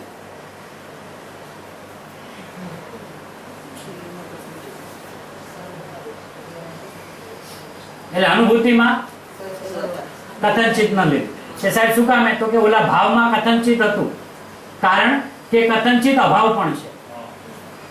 એટલે દ્રવ્ય જે ભાવાઈ લીધું તો એ કેવું છે કે જીવ દ્રવ્ય છે, તો જીવ દ્રવ્ય રૂપે ભાવ સ્વભાવે છે અને અજીવના અભાવ સ્વભાવે છે, તો એમાં તો કથનચિત આવ્યું. અચ્છા, ગુણોમાં કથનચિત લીધું કે જ્ઞાન ગુણ જે છે એ દર્શન ગુણ રૂપે નથી, એટલે નથીની એમાં અપેક્ષા આવી. હવે વાત રહી અનુભૂતિ, સ્વાનુભૂત્યા ચકાસ કે સાહેબ એમાં લ્યો કથનચિત કે આપણે રાગને અને નિમિત્તને તો ન લઈએ, પણ જ્ઞાનમાં શ્રદ્ધા જે થાય છે તો એ તો શ્રદ્ધા જ્ઞાનને લઈને થાય છે. એમ લ્યો તો કથનચિત આવી જશે એમાં બી. ખીચડો થઈ ગયો. ખ્યાલ જ નથી. ઉપદેશ હંમેશા શું આપે કે જેટલું જ્ઞાન ચોખ્ખું હોય ને એટલી શ્રદ્ધા ચોખ્ખી થઈ જાય. આ વ્યવહારનું કથન છે. એમાં એક ગુણ બીજા ગુણને આધીન છે ને, એવું લાગે છે. પીછાટ રહી છે. છાટ રહી જાય છે, કેનારને છાટ નથી. હા, ગ્રહણ કરનાર. પણ એને સમજાવવું તો સમજાવવું કેવી રીતે? કારણ કે ક્યારેક એમ કે શ્રદ્ધા આંધળી છે. શ્રદ્ધાને તો જ્ઞાન જે વિષય સોંપે એમ શ્રદ્ધી લે. હવે જ્ઞાન જ બધાને ઊંધું જાણ્યા કરે તો શ્રદ્ધા ઊંધી જ ચાલે એમ કે. બીજી બાજુ એને આંધળી કે. તો પ્રશ્ન એ છે કે આંધળી દેખતાની વાતને ફોલો કેવી રીતે કરે? એ આંધળી જ હોય તો જ્ઞાન કોને જાણે છે એની હારે એને કઈ ખબર જ નથી. ત્યારે શું કામ સમજ ખ્યાલ આવે? તો એ જ્ઞાન, એ શ્રદ્ધા જ્ઞાનને ફોલો કામ કરે.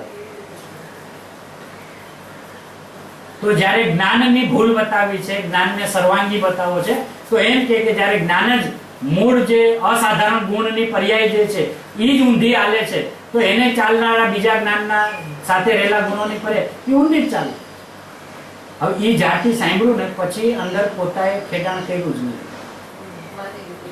એને માની લીધું. એટલે હવે એ શું કે છે? જ્ઞાન ચોખ્ખું થાય એટલે શ્રદ્ધા થશે. એટલે શ્રદ્ધાનો પુરુષાર્થ નથી થતો એ જગ્યાએ. નહીં, શ્રદ્ધાનો જે મારું પુરુષાર્થ એમ કેવું છે કે એ જ્યારે આ પડખું જાણી લીધું ને, તો હવે જાણ્યા પછી શું કરે છે કે શ્રદ્ધા ત્યારે ચોખ્ખી થાય કે જ્ઞાન ચોખ્ખું થાય તો. હા, બરાબર છે? એટલે એનો અર્થ શું થયો કે એને આખો પુરુષાર્થ શ્રદ્ધા જ્ઞાનમાં લગાડી દીધો. હા, જ્ઞાનમાં હવે એ જ્ઞાનમાં લગાડેલું પુરુષાર્થથી જ્ઞાન ચોખ્ખું થાય કે શ્રદ્ધા ચોખ્ખી થાય? જ્યારે આપણે ચોખ્ખું જ્ઞાન કરવા ઊભા થાય શ્રદ્ધા ચોખ્ખી શું કામ થાય? બધા રહી શા માટે? તો બે ગુણ ભિન્ન છે એ વાત તો રહ્યા ને. બરાબર છે. શ્રદ્ધા આંધળી જેવી વ્યવહારો. હા, એ આંધળીનો અર્થ જ એટલો છે કે એ સમર્પિત થાય ને ત્યારે કોઈને જોવે નહીં. એ હું સ્થાપે ને એટલે પછી હલે નહીં. અરે, એનું નામ એ આંધળી. પણ આંધળી પણ ભૂસકો મારે ને ત્યારે જોઈને મારે. એમ. એમાંય જ્ઞાન છે ને પાછું. હા, એને છે ને એને. એક ગુણવાદન ગુણનો રૂપ છે ને. એ વાતને હમણાં આપણે નથી ખોલતા, પણ એમ કે આજે વાતને એ શ્રદ્ધા શું બતાવે છે? આમ બી આપણે લૌકિકમાં કહીએ ને કે ભાઈ આ ધંધાનો છે ને ખેલાડી છે, બરાબર. તો એ શું છે? તો કે એ જ્યાં ઝૂકે ને ત્યાં તો એક વાર તો ઝૂકી જ જાય. હવે સક્સેસ થઈ ગયો તો એમ કે એનું સાહસ છે ને કામ કરી ગયું. અને ક્યાંક શું કે એને હાવ આંધળીતું સાહસ કર્યું. બરાબર? તો એની હિંમત બતાવે છે ત્યાં. પણ એને એ હિંમત કરી હશે તો અડખા પડખા જોઈને જ કરી હશે ને. આમાં કઈ મળશે કે નહીં, આમાં કઈ લાભ થશે કે બધું નહીં. જ્ઞાન હોય. એને પેલા જ્ઞાન ચોખ્ખું કર્યું હોય ને કે આ ધંધો કરાય કે નહીં, આના બાયરો છે કે નહીં. અને પછી એને યા હોમ કરીને ઝંપલાવ્યો, એનું નામ એ આંધળો. તો આને તો એને સર્વથા આંધળો સમજી લીધું. શ્રદ્ધાએ બી પોતાનો પુરુષાર્થ તો કર્યો જ છે. 100%. 100%. કેમ કે ચૈતન્ય આપણો જે ધર્મ જે છે, આપણો સ્વભાવ, એ ચૈતન્ય અંશ જે છે ને, અંશી આપણું, એ દરેક અંશમાં વ્યાપેલું છે. એ ન્યાય આત્માના દરેક ગુણ ચેતનવંત છે. બરાબર છે? આ એક શૈલી. બીજી શૈલીમાં આચાર્ય એમ કે આત્મામાં એક જ્ઞાન ગુણ છોડીને બાકીના બધા ગુણો જળ છે. એ બીજી શૈલી. એ ન્યા જળ કહીને શું કેવું છે કે જ્ઞાન એક જ. એ પોતાને જાણે છે અને સાથે રહેલા અનંતા ગુણોને પણ જાણે. અને સાથે રહેલા ગુણો પોતાને નથી જાણતા, નથી જ્ઞાનને જાણતા. એ ન્યાયે એને જળ કહી દીધા. હવે સાહેબ જો એ શ્રદ્ધા ગુણ પોતાને ન જાણે અને એ બીજાને ન જાણે, તો એ આત્માની શ્રદ્ધા કરશે કેવી રીતે?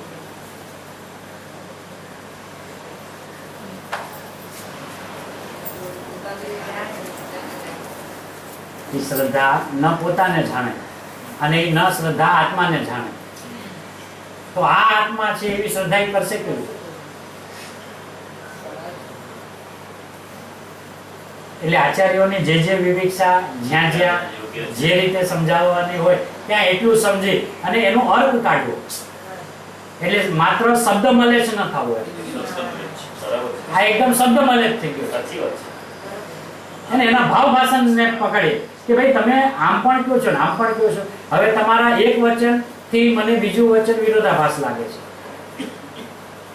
અણસમજણ. અને જ્ઞાનીઓ કહે છે કે દરેક જ્ઞાનીના વચનો અવિરોધ છે. તો સાહેબ હવે એનું મિલાન કરો અંદરમાં જઈને. તો કે એ તો જ્ઞાનની પ્રધાનતાથી વાત કરવી હોય તો એમ કહેવાય. અને જ્યારે શ્રદ્ધાને અહમ કરવાનું કેવું છે તો સાહેબ એ જાણ્યા વગર અહમ કરશે કેવી રીતે? તો એ શ્રદ્ધામાં મારે આત્માની શ્રદ્ધા કરવી છે એવો જે ભાવ રહ્યા કરે છે તો એને આત્મા કોણ છે, કેવો છે, કેવડો છે એ ખબર તો હોવી જોઈએ ને, કે જેની મારે શ્રદ્ધા કરવી છે. અને એ શ્રદ્ધા કરવી છે એવો જે ભાવ રહ્યા કરે છે એ શ્રદ્ધાનો રાગ છે. શ્રદ્ધા કરે છે, શ્રદ્ધાનું જ્ઞાન.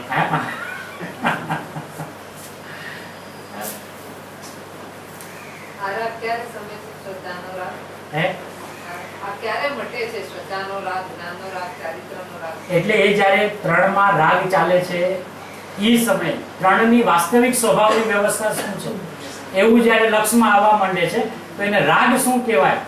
અને રાગ એટલે જે દોષ કહેવામાં આવ્યો છે દોષ શું છે તો કે મૂળ સ્વભાવમાં ન રહેવું અને એમાંથી ઘડીએ ઘડીએ સરી જવું, એટલાનું જ નામ રાગ છે.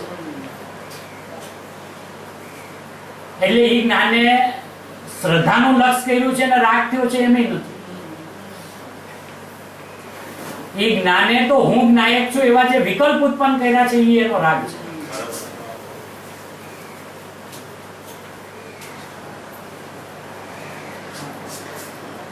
સમુચિત રીતે એક જ વખત રાગમાં એની જે વ્યાખ્યા લીધી એક જ માં આવશે.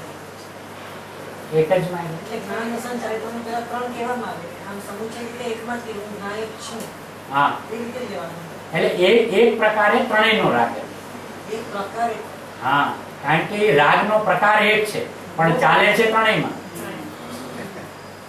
ત્રણેય ભેગા મળીને રાગ નથી કરતા. એટલે જ્ઞાન દર્શન ચારિત્ર ભેગા મળીને રાગ નથી કરતા. ત્રણેયનો પોતપોતાનો રાગ છે. હવે ત્રણેયમાં પોતાની યોગ્યતાથી જ્યારે પોતા વિશેનું જ અભાન ચાલે છે ત્યારે રાગ ચાલે છે, પોતાનું ભાન થાય છે તો વિતરાગતા થાય છે. એટલે સ્વના અલક્ષે રાગ થાય, સ્વના લક્ષે વિતરાગતા થાય. મેજોરિટી જો હે? એક હોય ને એક અલગ હોય એવું ખરું? ના, હા, એટલે એટલી જ પર્યાય એટલે અહીં ખોટે શબ્દ આપણે કહીએ શુદ્ધ પર્યાય, સવર નિદ્રા શુદ્ધ પર્યાય. હા, હવે જ્યારે શુદ્ધ પર્યાય રૂપે પર્યાય શુદ્ધ છે એ ભાવે પરિણમે છે ત્યાં તો રાગ છે. ત્યાં તો માત્ર પોતાનો સ્વભાવ, પોતે પોતાની અનુભૂતિ, પોતાનો આનંદ બધું પોતાપણે છે. હવે એને જે સમયે વિતરાગતા નો અનુભવ ચાલે એ જ સમયે એને રાગ શું છે એ ખબર પડે. એની પહેલા એને ખબર ન પડે.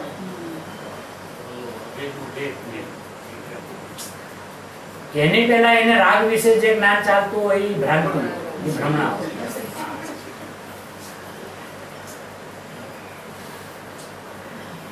એમ રાગને પણ આ તો રાગને પણ દસેય દિશાએથી જણાવ્યું કે રાગ બી કેટલા પ્રકારના છે. કેમ કે આજે અધિકાંશ જીવોની સાથે આપણે એમ કે ગમે ત્યારે સાધર્મ્ય સાથે આપણે બેઠા હોઈને ચર્ચા કરીએ ને તો બધા જીવો છે ને રાગને ટાળવાનો ઉદ્યમ તો કરે જ છે. કોઈ જીવને રાગ રાખવો નથી. બરાબર છે. અને આ જ્યારથી ગુરુદેવનું સ્પષ્ટ આપણને આ બધું તત્વ મળ્યું છે અને રાગની આખી બધી ચોખ, તો હવે આપણે ખાલી એટલું પૂછીએ ને ભાઈ રાગ એટલો છે.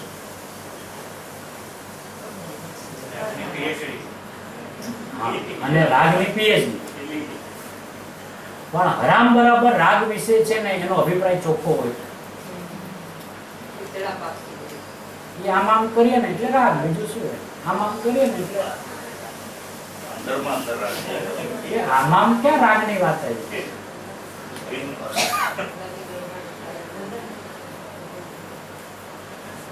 પરના નામે આખું પ્રમાણની બહારની બધી વાત છે. એટલે એ હા એવું જ છે. સ્વને પર અંદરમાં ને અંદરમાં પેલા સ્વ પર સમજે ને ત્યારે તો આ બધું ક્લિયર થાય. કેમ કે આજે મર્યાદા પદાર્થની આટલી છે. હવે આટલી જ મર્યાદામાં જીવને પોતાનો સ્વભાવ જ્યાં સુધી નથી સમજાતો તો ત્યાં સુધી એને એ જ પરિણામમાં અજ્ઞાન પણ છે, દુઃખ પણ છે, સંસાર પણ છે, પણ એની પર્યાયમાં એને લઈને અને એને જ્યારે પોતાનો સ્વભાવ સમજાય છે, લક્ષમાં આવે છે, આનંદ આવે છે અને વિતરાગતા થાય છે તો પોતાને લક્ષ. તો આમાં જગતની ચર્ચા છે ક્યાં કે રાગ માટે આમ બતાવે, એ આમ બતાવે છે, વાત એમ બતાવે છે કે એ પોતાનું જગત પોતામાં બતાડે છે ને, પછી એ જગત ત્યાં છે ક્યાં? રાગ દ્વેષની પરિભાષા જ આખી બદલાય. હા, એમ મારું એ કહેવું છે કે રાગ એટલે શું એમ. તો એમ કે ભાઈ પર પદાર્થમાં એકત્વ થઈ જાય, મમત્વ થઈ જાય અને મારા માનો, આ બધું રાગ દ્વેષ છે. એમાં શું હોય, આટલા વર્ષના અભ્યાસ પછી અમને એટલી ન ખબર હોય. અચ્છા, હા, હવે એ પરદ્રવ્યમાં એકત્વ કરે. કેવી રીતે કરે? જે પોતાથી સર્વથા ભિન્ન છે કરી શકતો જ એમાં મમત્વ કરે. કે સાહેબ થાય કેવી રીતે, વિધિ તો બતાવો પેલા કે મારે આ શરીરમાં મમત્વ કરવું છે, તો હું કઈ વિધિએ કરું એ તો કયો. સર્વથા ભિન્ન જ છે. તો કે પોતામાં રહીને એનું મારું માને. અભ્યાસી હોય એટલે બધું બોલે તો ખરા કે ભાઈ એ કઈ ન્યા વયો નથી જાતો કઈ શરીરમાં, પણ પોતામાં રહીને. એટલે એને પૂછો પોતામાં રહીને ને હવે હમણાં આગળ ન કઈ બોલું, પેલા આટલું પકડી રાખો. પોતામાં રહીને ને આનંદના સમાચાર છે ને, પોતામાં રહીને એટલે રહેવાનું નથી ને, આપણો નિવેડો આવી જાય. મારું એમ કેવું છે, એને તોડવા નથી, પણ આપણો નિવેડો આવી જાય કે આપણે બોલીએ સાચું છે પણ એવું ભાવ કેમ ભાસતો નથી. એ કહે છે કે શરીરમાં મારું એકત્વ શરીરમાં જઈને ન થાય, મારામાં રહીને એનું મારું માનું, મારામાં રહીને. અરે વાહ, આનંદની વાત છે ને, મારામાં રહેવાનું છે. અને એ તો તમે કહો છો કે મારામાં રહીને, તો વાત તો પૂરી થઈ ગઈ. હવે તમે જેને મારામાં રહીને એને મારું માનો છો, તો હવે પ્રશ્ન એ છે કે એને મારું માનવું એટલે શું? એ શરીરને મારું માનો છો કે આ શરીર છે એવું જે જ્ઞાન થયું એને મારું માનો છો? ફેસલો ત્યાં ને ત્યાં તે સાહેબ, અને એ તો છે જ મારું. આ શરીર છે એવું જે જ્ઞાન જાણે છે તો છે જ મારું, તો મારાને મારું ન કહું. તો હવે એને એમ નહીં લાગે કે હું એને મારું કહું છું ને તો ભેદમાં આવી. તો બોલે કે હું મારું છે ને એટલે ભેદમાં છું, અને હું છું એટલે અભેદમાં છું. એટલે મારું કહું છું એટલે મને વિપરીતતા થઈ જાય છે, મિથ્યાત્વ થઈ જાય છે, એમ નથી. એટલે એને ફરીને મિથ્યાત્વની પરિભાષા યાદ આવશે કે એમ નથી.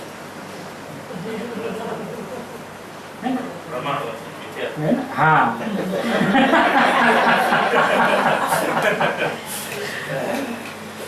એ વાત ગુરુદેવ આગળ આ માંગણી હજી તો ગુરુદેવ કે છે આવો તો શ્લોક છે પહેલો, હે ને, આ તો મંગળિક કરે છે.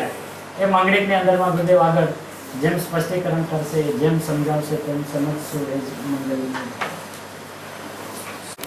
આત્મજ્ઞાન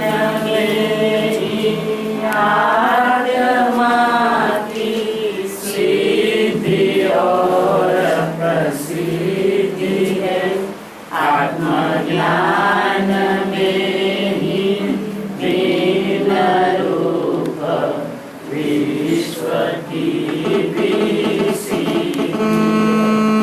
आत्मज्ञान ही बस ज्ञान है, आत्मज्ञान ही बस ज्ञेय है,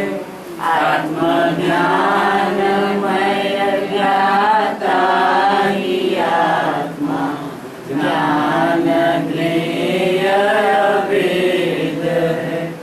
दर्शाय सरस्वती देवी ने यह किया परम उपकार है, निज भाव में ही स्थिर रहूं मां, वंदना विकार है। निज भाव में ही स्थिर रहूं मां, वंदना विकार है। માલ સ્વામી આદિ 24 શંકર ભગવાનનો જય હો। સિમંદર આદિ 20 વેરમાન જીનેન્દ્ર ભગવાનનો જય હો। ભાવિ તીર્થાદિનાથ શ્રી સૂર્યકીર્તિ ભગવાનનો જય હો। પરમ ઉપકારી ચિન્વાણી માતનો જય હો। ભગવાન શ્રી કુંકુનાદિ આચાર્ય ભગવાનનો જય હો. પરમ કૃપાળુ પૂજ્ય શ્રી સદગુરુ દેવનો જય હો. સનાતન મિત્રા દિગંબર જૈન ધર્મનો